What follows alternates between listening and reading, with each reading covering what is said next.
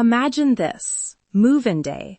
The tenant's receptionist badge won't grant access, and the backup link to their phone system never kicked over, so calls don't ring and folks can't get in.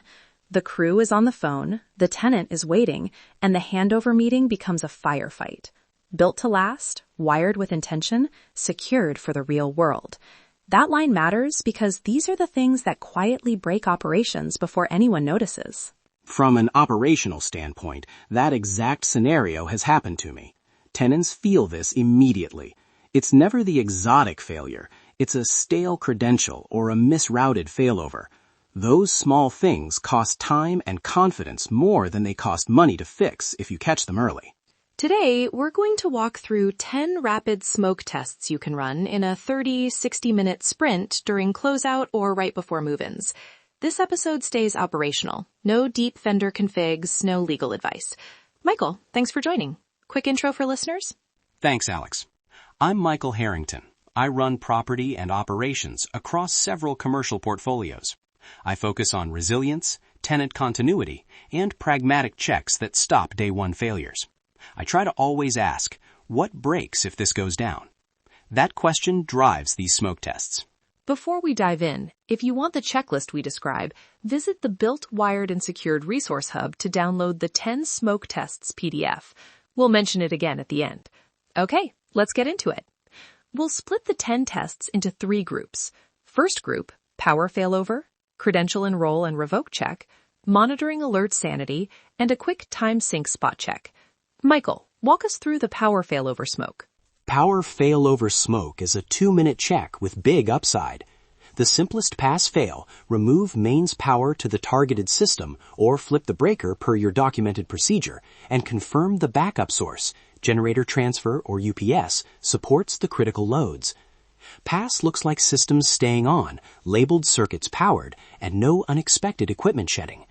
Fail looks like unexpected equipment dropping offline or wrong circuits sustaining load. Owner, facilities, or the electrician on site. Evidence, a photo or short video of the breaker position, plus a time-stamped status screen or a quick note in the closeout log.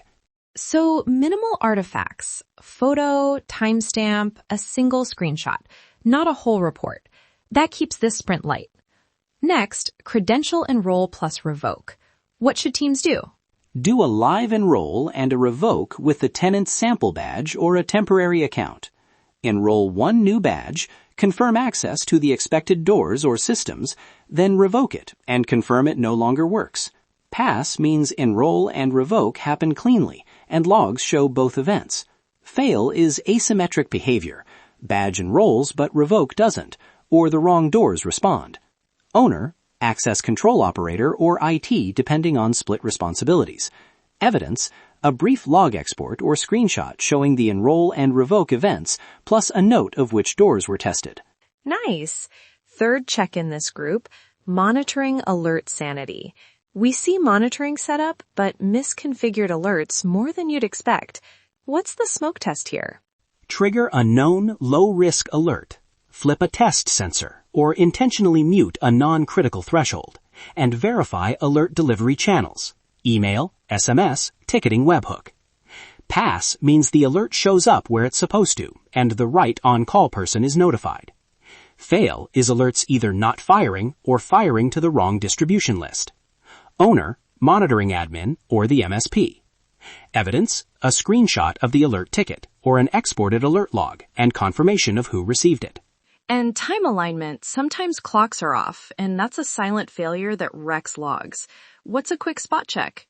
Pick 3 systems, access control, monitoring, and a core switch, and compare their timestamps against a known accurate source. A 5-second discrepancy across systems is usually acceptable. Minutes is a problem. Pass, timestamps align within your tolerance, and logs correlate. Fail, large offsets that make event correlation impossible. Owner, IT or network team. Evidence, screenshots of time settings or an NTP status page for each system. Great. Those are the first 4. Segment 2 covers metering sanity, temporary services demobilization, spare retrieval, and closet label to diagram spot checks. Start with metering sanity. What's the quick look? Metering sanity means confirm that the meters feeding tenant or critical area circuits read something sensible during a light load. No zeros, no wild values. If a tenant space with a handful of lights reads 0, that's a red flag. Pass, readings within expected ranges or documented baselines. Fail, obviously incorrect or missing readings. Owner, electrical contractor or facilities. Evidence, a photo of the meter face with a timestamp and a one-line note of expected range. Temporary services demobilization. This one trips teams up because temporary cables or panels are sometimes left in place.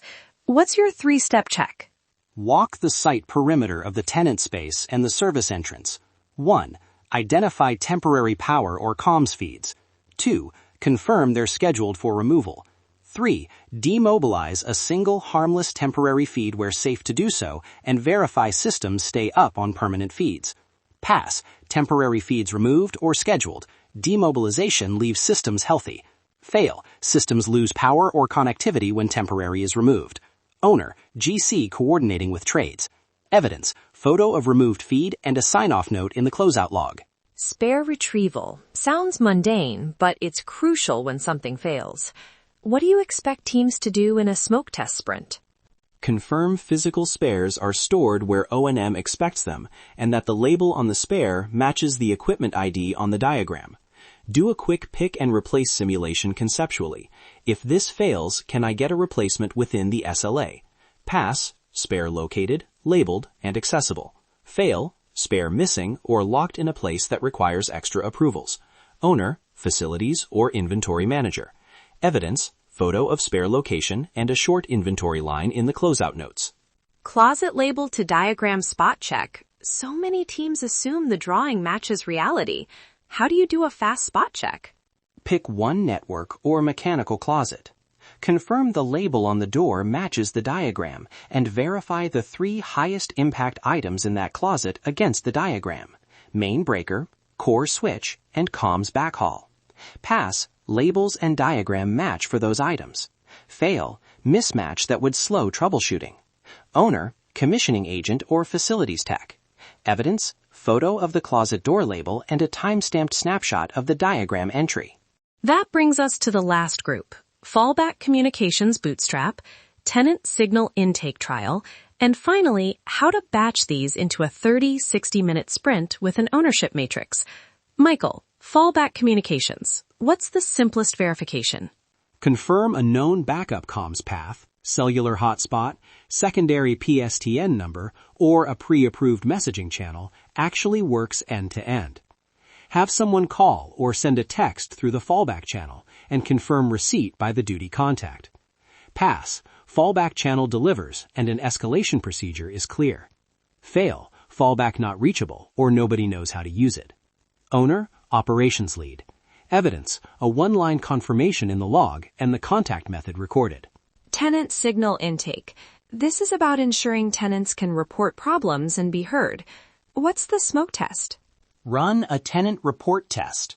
Ask a tenant rep to submit a simple issue via the standard intake channel, help desk, portal, or dedicated email, and confirm it lands in the building's workflow and gets an acknowledgement.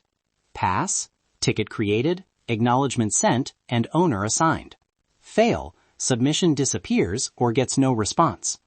Owner, tenant ops, or building services coordinator. Evidence, the ticket number or acknowledgement screenshot. Okay, how do teams turn these 10 checks into a 30-60-minute sprint? Any heuristics for batching and ownership? Batch by location and owner. One person runs power and meter checks in a zone. Another handles credential and tenant intake. A third walks closets and spares. Use a simple ownership matrix. Test, owner, backup owner, evidence field.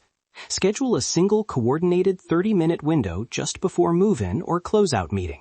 10 checks, 3 people, 1 hour. Done. If something fails, log it, triage priority, and require a retest before tenant access. Before we close, can you share a couple of quick anonymized examples where smoke tests either saved the day or taught a rule of thumb? Sure. Example 1.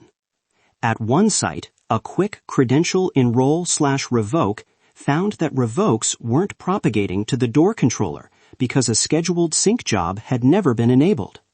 Fix was small, enable the job, and move-in happened the next day. Tenants felt it immediately when it worked. Example 2. A metering sanity check caught a meter that had been mislabeled during handover. Billing would have been incorrect. Near miss. A temporary power feed was still carrying a server rack when the GC tried to remove it. The demobilization check saved a service outage. The rule of thumb. Checks that take minutes now save hours and reputational cost later. Fantastic.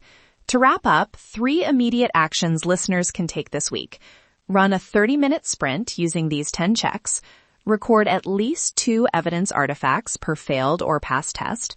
And add 1 explicit owner for O&M in the closeout packet. Michael, any final operational advice? Keep it short, keep it repeatable, and pick the single contact who owns each check.